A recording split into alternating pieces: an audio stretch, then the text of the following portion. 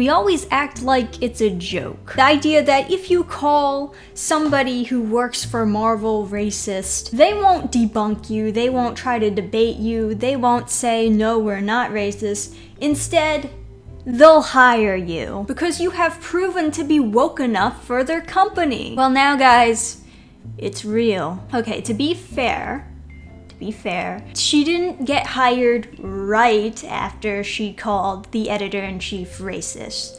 She got hired like a few years after she called the editor-in-chief racist. But if you call the editor-in-chief racist, that's like kissing away your chances to be hired, or so we thought. So not only are they hiring Alyssa Wong, but they are putting her on what it looks like 4 books. 4 different books! And I believe she does not have a lot of experience in writing comics. It seems like nobody writing comics has any experience writing comics anymore. So why did she call Cebulski racist? Well, the story is this. He was writing American manga and he was writing it under the pen name Akira Yoshida. That's it. That's all he did. So here's what she wrote. White privilege is participating in literal yellowface. Writing under an Asian pseudonym to lend authenticity to your fake Asian stories and advance your career while getting to dodge the racism and discrimination that Asian folks face every day. And then she added, we've seen this shit before. It all boils down to the same racist Orientalist bullshit. Fuck you, guy. And obviously she got some flack for this, so she added more and more to it.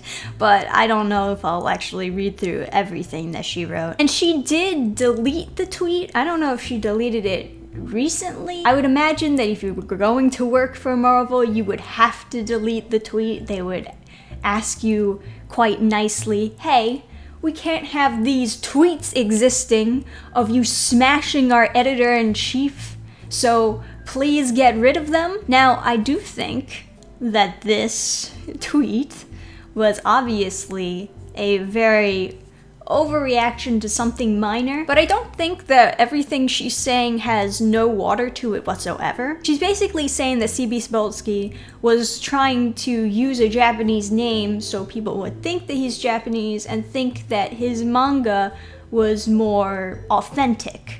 Like, oh, a Japanese person is writing this, therefore they know what they're doing, type thing. And of course, Japanese culture is actually quite profitable here. There's a lot of weebs out there who will buy anything Japan related. So the way she sees it is he's using the pen name as an opportunistic way of pretending to be Asian in order to succeed. And I've kind of seen that in other places besides, this situation where people people on Twitter will maybe post their icon as themselves, but they have darker skin.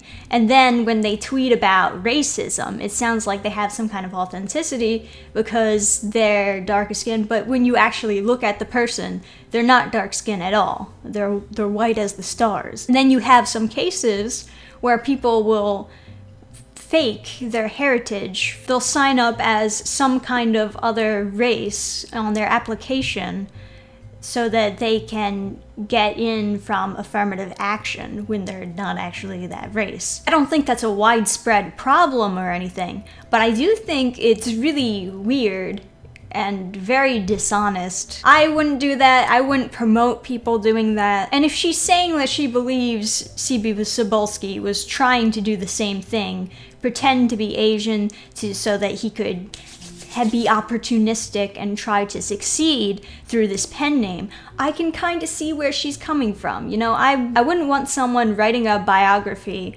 about how it's so hard in Japan being Japanese and all this stuff, and then it turns out that they're not Japanese and they were born in America. That would be pretty dishonest. But in this scenario, she's assuming that Cebulski is trying to do that and just flat out calling him a racist for doing that.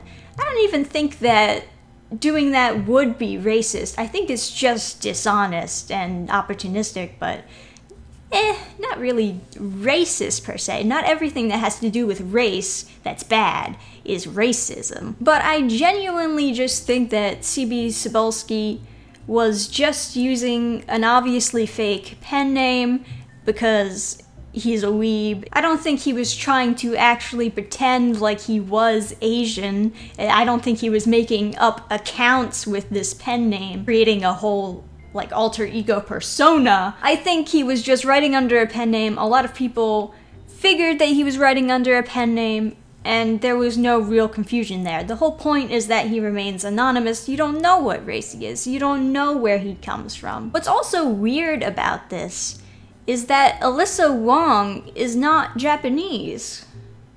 She's part Chinese. So it's kind of weird that she's like sticking up for all Asians and all Asian culture, acting as though all Asian culture is the same. It's not. Now, one of the things that she added to this I really didn't like. She said, a couple of things Cebulski, Akira Yoshida, before I step away from social media for a while. People are complicated. Fucking up doesn't cancel out the good work someone has done. But good work, well, he's really a good guy, also doesn't erase the harm someone has done. The pain! The pain of using a Japanese pen name. I tell you, it's harmful. This is why you get a ton of shocked, well, he was really nice to me reactions every time someone's ugly shit gets exposed. Their being nice shouldn't give them immunity to having to face their problematic behavior. When we talk about anti-Asian racism and the pressure to assimilate and the harm of cultural appropriation, now she's going the cultural appropriation route.